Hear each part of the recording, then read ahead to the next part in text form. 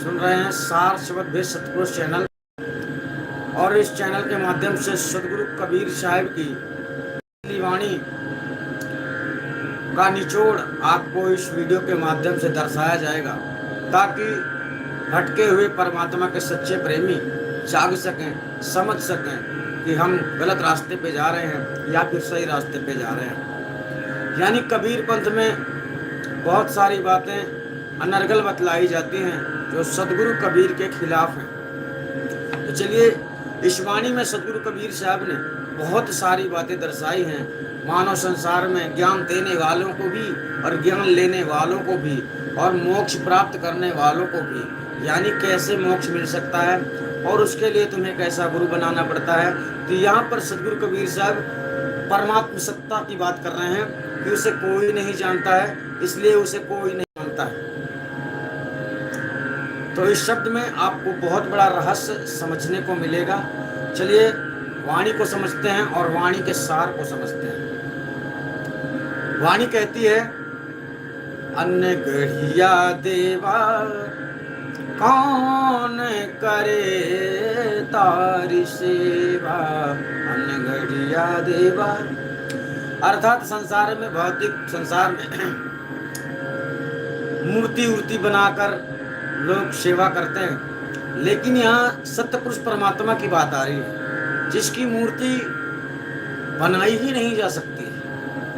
अब कुछ लोग संसार में कबीर को ही परमात्मा मानकर कबीर की मूर्ति बनाकर कबीर की पूजा करते हैं। ये भी कबीर के खिलाफ है।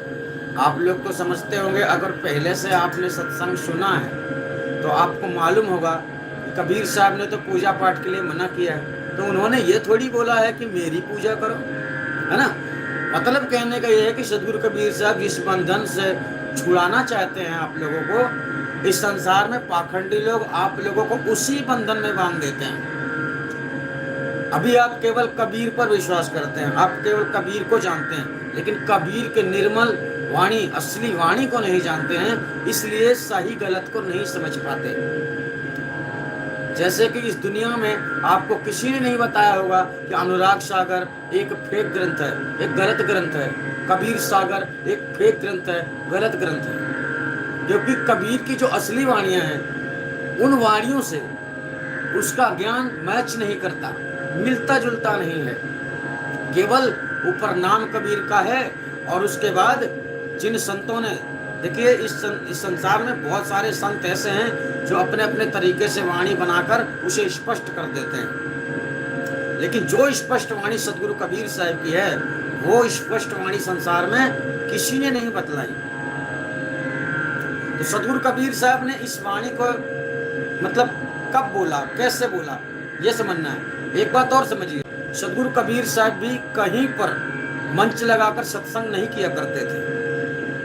वे जहाँ देखते थे कि यहाँ कुछ लोग गलत रास्ते पे चल रहे हैं, तो वो अपने वाणी से डायरेक्ट ही बोल दिया करते थे। तो इसमें वही बोला गया है जो कि संसार में उन्होंने देखा कि भक्ति के मार्ग में भटकने वाले लोग कैसे कैसे कारनामे कर रहे हैं परमात्मा को पाने के लिए। तो यहाँ पर शब्द आया, अनगढ़िया देवा कौन करे तारी सेवा। यानी सदगुरु कबीर साहब परमात्मा की ओर बात कर रहे हैं कि तेरी पूजा कौन करे, क्योंकि तुम्हारी मूर्ति नहीं बनाई जा सकती। परमात्मा की, महाचेतन सतपुरुष परमात्मा की बात हो रही है। उनकी मूर्ति नहीं बनाई जा सकती, कल्पना से भी नहीं बनाई जा सकती। क्यों? क्योंकि वो ऐसा है ही, वो सब में समाया हुआ है। तो कैसे बनाओगे, किससे बनाओगे? मिट्टी से बनाओगे, पत्थर से बनाओगे, पानी से बनाओगे, मोम से बनाओगे, कांच से बनाओगे, किससे बनाओगे? नहीं बना सकते। तो इसलिए सदगुरु कबीर साहब कह रहे हैं, अनगढ़िया देवा मतलब तेरी मूर्ति नहीं बनाई जा सकती, इसलिए तेरी पूजा कौन करे। ठीक है, मतलब पूजा हो ही नहीं सकती, क्योंकि पूजा, आस्था, श्रद्धा किसमें रखी जाती है? मूर्तियों में। जिसे हम देखते हैं, जिसे जानते हैं, उस पर हम आस्था रखते हैं, विश्वास रखते हैं। लेकिन जिसे हम जानते ही नहीं, जिसे हमने देखा ही नहीं, तो उस पर हम कैसे विश्वास करें, कैसे मान लें। यहाँ पर सदगुरु कबीर साहब परमात्मा का परिचय देते हुए कहते हैं कि गढ़ देवा को सब कोई पूजे, नित्य उठावे सेवा। पूर्ण ब्रह्म अखंडित साहेब, कोई न जाने भेदा। गढ़ देवा को सब कोई पूजे, मतलब जिसे कलाकार ने, किसी मिस्त्री ने गढ़ के पत्थर की मूर्ति निर्माण कर दी, जैसे कि वर्तमान में दुर्गाष्टमी आने वाली है तो दुर्गा जी की मूर्ति बनाई जाएगी, उनकी पूजा होगी, आस्था होगी, श्रद्धा होगी, लोग बहुत कुछ करेंगे। तो गढ़ देवा को सब कोई पूजे, नित्य उठावे सेवा। नित्य यानी मतलब आते जाते रहते से कार्यक्रम, जैसे जन्माष्टमी गया, दुर्गाष्टमी गया, फिर रामनवमी आएगी, फिर होली आएगी, फिर दीपावली आएगी, ऐसे जितने देवी देवता ये सब अपने अपने स्थान बनाकर बैठे हुए हैं। जैसे मंगलवार हनुमान जी का, शंकर जी का सोमवार, है ना, ऐसे मूर्ति जितने लोगों की बनी हुई है, जितने देवी देवताओं की मूर्ति बनी हुई है, इनकी नित्य सेवा करने वाले मनुष्य संसार में हैं।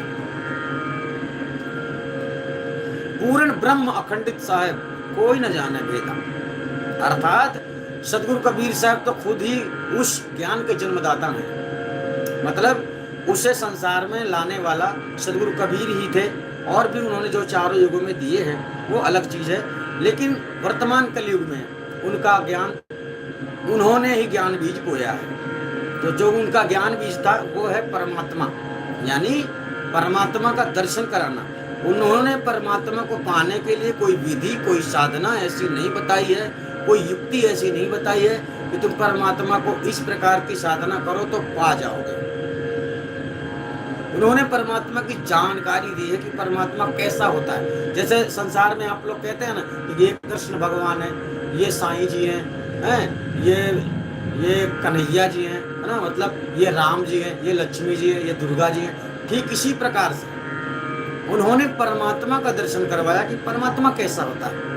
मूर्ति तो उसकी बना नहीं सकते, तो फिर कैसे जानोगे? तो गुरु ही ज्ञान जब देता है तब आप जान पाते हैं कि परमात्मा कैसा होता है।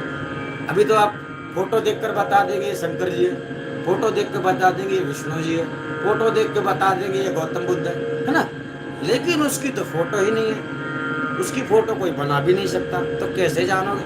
तो यहाँ पर सतगुरु कबीर साहब कहते पूर्ण ब्रह्म अखंडित साहब। अखंडित मतलब अविनाशी, जो सर्वव्यापी है, जो अनामी है, जिसका कोई नाम नहीं है। सच में जैसे हम नाम, चलिए बात करते हैं, जब गुरु दीक्षा दी जाती है तो नाम दिया जाता है, तो जो नाम दिया जाता है ना वो परमात्मा का स्वरूप है, वो जपने वाला नाम नहीं है कि फलाना नाम है, सत्य नाम है कि और कुछ नाम है, अन्य नाम लोग देते हैं। तो ये सब नाम जितने हम अक्षर से बोल कर देते हैं वो सभी नाम खंडित है, लेकिन जो अखंडित नाम है वो है सार स्वरूप, वो है सत्य पुरुष परमात्मा का असली स्वरूप, और उसे जानने के लिए सच्चे गुरु की जरूरत होती है। ठीक है, तो यहाँ पर आपने समझा पूर्ण ब्रह्म अखंडित सा है, कोई न जाने भेदा। अर्थात आप उसको जानते ही नहीं हो, आपने उसको पहचाना ही नहीं, आपको किसी ने बताया नहीं, तो भला कैसे जानोगे? तो आप मूर्तियों की ही पूजा पाठ और सेवा जो भी है आप करते रहते हैं, और ऐसा करने से आपका कल्याण नहीं होता। अगर आप कल्याण चाहते हैं, मुक्ति चाहते हैं, इस संसार के दुख जंजाल से छूटना चाहते हैं, तो इस वाणी को पूरा समझते जाना, अंततः यही शब्द आएगा। फिर आगे शब्द आया, अब देखिए आगे शब्द आ रहा है, मतलब इस, हालांकि ये शब्द का उत्तर 2 दिन पहले जगत प्रेमी चंद्रदेव के माध्यम से आपको मिल गया है, 2-3 वीडियो के पहले, लेकिन फिर भी इस वाणी में आज समझाना पड़ेगा। 10 अवतार निरंजन कहिए, सो करता नहीं होई, वो तो अपनी करिनी भोगे, करता और ही कोई। 10 अवतार निरंजन के हमने आपको बतलाए थे। 10 अवतार निरंजन के कौन से, वीडियो में जाकर देख लेना, हम वीडियो लंबा नहीं करना चाहते इसलिए बतला रहे हैं। ठीक है, 10 अवतार निरंजन के कौन से हैं उसमें देख लेना, सीधी सीधी सी बात। वो सो करता नहीं हो, अर्थात जगत की उत्पत्ति करने वाला ब्रह्म निरंजन है, फिर भी वो करतार नहीं है, यानी प्रभु नहीं है, परमात्मा नहीं है वो। वो सबसे बड़ा नहीं है, उसके ऊपर भी कोई और। तो यहाँ पर कह रहे हैं वो तो अपनी करनी भोगे, यानी इस दुनिया को बनाने वाला भी साथियों अपने कर्मों का फल भोग रहा है। फिर मनुष्य किस जाल में फंसा है? मनुष्य कैसे सोच रहा है कि मैं गलत कर रहा हूं तो मेरे साथ कुछ भी गलत नहीं होने वाला है? होने वाला है। जब इस दुनिया को बनाने वाला ही सुरक्षित नहीं है तो फिर आप लोग कहाँ सुरक्षित रहेंगे? इसलिए सदगुरु कबीर साहब सतमार्ग सिखलाते हैं ताकि संसार में शांति स्थापित हो, सब लोग अपने अपने कर्तव्यों का फल प्राप्त करें। और वो तो होता ही है, कर्म जैसा करोगे फल वैसा मिलना ही मिलना है, इसमें कोई संशय का विषय नहीं है। 10 अवतार निरंजन कहिए सो करता नहीं होई, वह तो अपनी करनी भोगे करता और ही तो है। तो हमने आपको बतलाया था कि ब्रह्म निरंजन की उत्पत्ति चेतन आत्मा के द्वारा हुई है, अर्थात चेतन आत्मा के 7वें स्थान में ओम से ब्रह्म निरंजन की उत्पत्ति होती है। 7वें स्थान में, ध्यान रखना, बहुत बहुत नीचे है ब्रह्म निरंजन।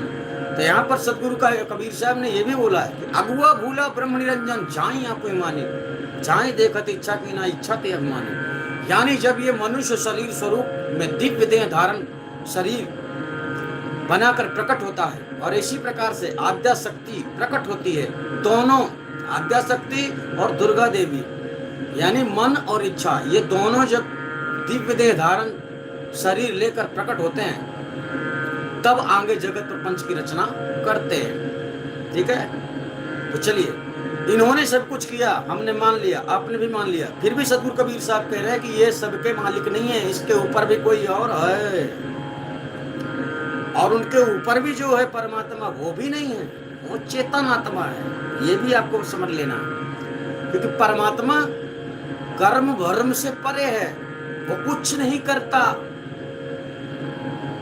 क्योंकि करेगा तो भरेगा, है ना, करेगा तो मिलेगा। तो परमात्मा कर्म से परे है, उसके कर्म बंधन में वो नहीं है, इसीलिए वह अपने आप में स्थित रहता है। और उसी जगह में पहुंचाने के लिए सदगुरु कबीर साहब ने कहा है। तो उस जगह में आप कब पहुंचेंगे? जब आप उस जगह के बारे में जानेंगे। तो उस जगह के बारे में कैसे जानेंगे? जब आपको सच्चा गुरु मिल जाता है, जब आपको भेदी गुरु मिल जाता है, जब आप भेद जान लेते हैं, जब आप जान लेते हैं कि परमात्मा कैसा है, तब आपको पता चलता है वो तो सर्वव्यापी है। और जब आप जान लेते हैं तो आपकी साधना सफल होती है। ठीक है, चलिए आगे जानते हैं।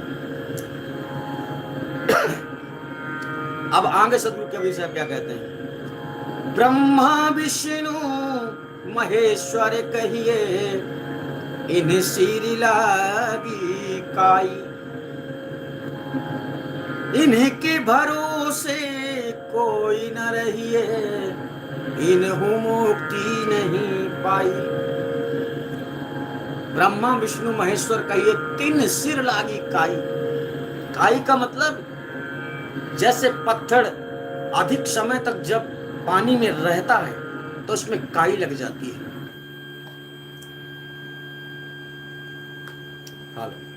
हाँ, कोई बात नहीं, 10 मिनट बाद बात करिए बेटा, ठीक है। हाँ। जैसे काफी समय तक समुद्र में पड़े रहने वाले, मानी पानी में पड़े रहने वाले पत्थर के ऊपर काई लग जाती है। मतलब कहने का ये होता है कि साधना भक्ति उन्होंने भी की है, मुक्ति का जतन उन्होंने भी किया है। किन्होंने? जो दुनिया के कर्ता धर्ता बने हुए हैं, जो मुख्य योगेश्वर कोटि के महापुरुष माने जाते हैं, जिनको दुर्गा देवी के माध्यम से साधना बतलाई गई है। अर्थात ब्रह्मा विष्णु महेश के नीचे फिर आते हैं राम कृष्ण, जिनको दुनिया जानती है, साईं बाबा हो गए, हनुमान जी हो गए, बहुत सारे हैं देवी देवता। तो ये इनकी तो बात ही वहां तक जाती ही नहीं। सबसे ऊपर से सदगुरु कबीर साहब ने लिया है, सबसे प्रथम के देवी देवता ये हैं, उसके ऊपर ब्रह्म निरंजन है। तो ब्रह्म निरंजन तो निराकार है ना, उसको पाने की कोई साधना ही नहीं है, वो स्वयं अपने वेदों में कहता है। तो ब्रह्म निरंजन को तो अभी आधी दुनिया जानती ही नहीं है, धर्म ग्रंथ पढ़ने वाले लोगों को भी नहीं पता है। है ना। तो यहाँ पर सदगुरु कबीर साहब ने क्या कहा, ब्रह्मा विष्णु महेश्वर कहिए, तीन सिर लागी काई। मतलब कहने का इन्होंने भी जब से जन्म लिया, जब से पृथ्वी का संचार किया, जब इनको भी कष्ट होने लगा, तब से इनको भी साधना तो इन्होंने पहले से ही शुरू की थी, ऐसा नहीं है। देखो, जब आपको यह समझ नहीं आएगा कि हम क्या करें क्या ना करें, तो आपकी बुद्धि काम नहीं करेगी, तो फिर आप भटकने लगेंगे। तो इसी प्रकार से भटकने ना देने के लिए दुर्गा जी ने इनको साधना बतलाई। भाई, हमें बनाने वाला कौन है, हमारा पिता कौन है। तब दुर्गा जी ने स्पष्ट रूप से कहा कि उसे ढूंढ लेने वाला, उसे प्राप्त कर लेने वाला, वहां तक पहुंच जाने वाला कोई नहीं है संसार में। तो सोचिए, आप कितनी भी साधना करते हैं, कितना भी ध्यान करते हैं, किसी भी साधना से आप निरंजन तक नहीं पहुंच सकते। तो फिर परमात्मा तक पहुंचना तो बहुत दूर की बात है, क्योंकि निरंजन के ऊपर तो फिर चेतन आत्मा है, फिर कहीं चेतन आत्मा के ऊपर महाचेतन सतपुरुष परमात्मा है। तो सदगुरु कबीर साहब ने इसमें क्या कहा, तीन सिर लागी काई, इनके भरोसे कोई ना रहियो, इनहु मुक्ति नहीं पाई। मतलब कहने का जो वास्तविक मोक्ष है, वास्तविक मोक्ष का मतलब होता है सर्वत्र शरीरों से परे अपने निज स्वरूप में स्थित होना, अपने स्वयं के निज स्वरूप में। ये जितना आवरण संसार में आपको दिख रहा है, जितने शरीरधारी आपको संसार में दिख रहे हैं, ये बनावट है। जो आपका निज स्वरूप है, निज चेतना है, वही सत्य है। और उस सत्य को जानने के लिए ही सच्चा गुरु ढूंढना होता है, सच्चे गुरु की शरण लेना होता है, तब कहीं चल के मुक्ति होने की संभावना होती है। वैसा अमृत नहीं है कि तुमने पी लिया, तुम्हारे शरीर में वो चेतना जाग गई, तुम उड़ के चले जाओ, ऐसा नहीं है। शरीर तो कभी गया नहीं, कभी जाएगा भी नहीं, शरीर को तो यहीं रहना है, शरीर को तो छोड़ना है। लेकिन जीते जी आप एक साधना जरूर कर सकते हैं, और ये साधना यही है कि सच्चे गुरु की पहले तलाश करो, फिर सच्चे गुरु में समर्पण हो जाओ। समर्पण का मतलब होता है चाहे कुछ भी करके तुम्हें वो ज्ञान प्राप्त हो, उस ज्ञान को तुम्हें प्राप्त करना है। एक शब्द में है, सदगुरु कहते हैं, गुरु से लगन कठिन है भाई। लगन जब तक आपकी लगेगी नहीं, लगन जब आपकी लगेगी तो मतलब आपको गुरु से इतना प्रेम हो जाता है, इतना प्रेम हो जाता है कि आप समझ लीजिए कि अगर गुरु मर गया तो आप जिंदा नहीं रह सकते। लगन ऐसे होती है। तो इस प्रकार में क्या होता है, आपके अंतर चेतना जागृत होती है, आपके अंदर विवेक शक्ति आ जाती है, गुरु के ज्ञान को आप जल्दी समझ लेते हैं जब आपकी लगन लग जाती है तब। लेकिन यहाँ ऐसा नहीं है कि आपने पाखंडी गुरु बना लिया है और आपकी लगन उससे लग गई है, आपको उसने कुछ बोल दिया तो आपने समझ लिया, मान लिया, ऐसा नहीं है। यहाँ पर शब्द पर भी विचार करना है, शब्दों पर ध्यान भी देना है, तभी सत्य गुरु मिलेगा। ठीक है। तो मतलब कहने का सदगुरु कबीर साहब कह रहे हैं, ब्रह्मा विष्णु महेश्वर का ये तीन सिर लागी काई, इनके भरोसे कोई ना रहियो, इन्हों मुक्ति नहीं पाई। मतलब जिन लोगों ने खुद ही मुक्ति नहीं पाई, वो तुम्हें क्या मुक्ति कराएंगे। तो रामकृष्ण की बात तो बहुत नीचे आती है, सतयुग की बात चल रही है, जब ब्रह्मा विष्णु महेश प्रथम देवता माने जाते थे, प्रथम श्रेणी के देवता माने जाते थे, उच्च कोटि के देवता माने जाते थे, आज भी माने जाते हैं, ऐसी बात नहीं है। लेकिन जब उन्होंने मुक्ति नहीं पाई तो उनके नीचे लेने वाले अवतारों की मुक्ति कहां से होगी। ठीक है, मतलब नहीं होगी। चलिए अब आगे शब्द कहता है, ये बहुत बड़ी बात है। इस वाणी में, इस शब्द में आपको वर्तमान में समझ में आ जाएगा कि ऐसा हो रहा है। योगी यति यति सन्यासी आप में लड़िया, योगी यति यति सन्यासी आप में लड़िया। अरे कहाँ कबीर सुनो भाई साधो, कहाँ कबीर सुनो भाई साधो, शब्द लखे सो तैरिया अनगढ़िया देवा कौन करे तारी सेवा। अब आप यहाँ पर समझ लीजिए, योगी यति यति सन्यासी यानी भांति भांति के साधना करने वाले, अपने अपने जैसे बहुत सारे अखाड़े बने हुए हैं, कहीं कोई साधना बताई जा रही, कोई साधना बताई जा रही है ना। प्राचीन पुरुषों को, महापुरुषों को लेकर चलने वाले लोग, अनायास साधना करने वाले लोग। यानी भक्ति तो वास्तविक वही है जो सच्चे गुरु से प्राप्त हो, जो सच्चे गुरु से मिले, जो सदगुरु कबीर की वास्तविक वाणी से मिले। सच्चा ज्ञान तो वहीं से प्राप्त हो सकता है। बाकी तो संसार में बनावटी ज्ञान देने वाले तो लोगों की कमी नहीं है।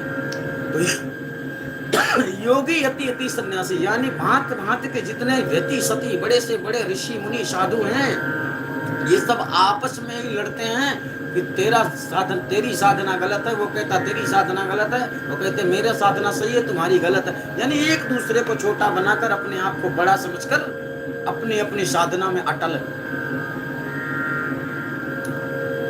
और सदगुरु कबीर साहब जो साधना बतला रहे हैं उसमें क्या कह रहे हैं? कहें कबीर सुनो भाई साधो, मतलब मेरी बात को समझो, मेरी बात को मानो। साधो का मतलब बहुत लोग साधु समझ लेते हैं, साधु नहीं है। साधो, मानो, समझो, इसे स्वीकार करो। शब्द लखै सो तरिया, तो यहाँ पर कौन सा शब्द लखने के लिए? सार शब्द, आत्मज्ञान। शब्द लखै, ये लखै वाली शब्द क्यों आता है मालूम है? क्योंकि उसे हम आंखों से देख नहीं सकते, है ना। अपने आप हम उसे सुन नहीं सकते कानों से, हम उसकी मूर्ति नहीं बना सकते। तो शब्द लखै सो तरिया, तो यहाँ पर एक ही शब्द नहीं लखना, पहले तो आपको बहुत सारे शब्द लखने हैं। लखने का मतलब समझना भी होता है, जानना होता है, परखना होता है। तो पहले आप इन संसार के सत्संगों को सुनकर समझो, हमारे सत्संगों को सुनकर समझो, हमारे बताए गई वाणियों को समझो। अगर तुम ये समझ सकते हो, अगर बात वही है कि आप जिस बात को समझेंगे उसी बात के अंतराल आप समझते जाएंगे। अगर आपने गलत को स्वीकार कर लिया है तो गलत वाला रास्ता गलत बताते बताते आपको गलत जगह पहुंचा देगा, और सही बताने वाला सही रास्ता जब आप पकड़ लेंगे, सही बात आपको समझ में आ रही है, तो सही को समझते समझते, सही को समझते समझते सही वाला आपको सही जगह में पहुंचा देगा। तो ये रही सदगुरु कबीर साहब की आज की निर्मल वाणी। यानी आपको समझना है और कबीर पंथी लोगों को शेयर करना, हालांकि परमात्मा के प्रेमी सभी भक्तों को शेयर कर देना चाहिए, ताकि लोग समझें, जागें और भ्रम से दूर हो जाएं, यानी अनायास जीवन ना गुजारें।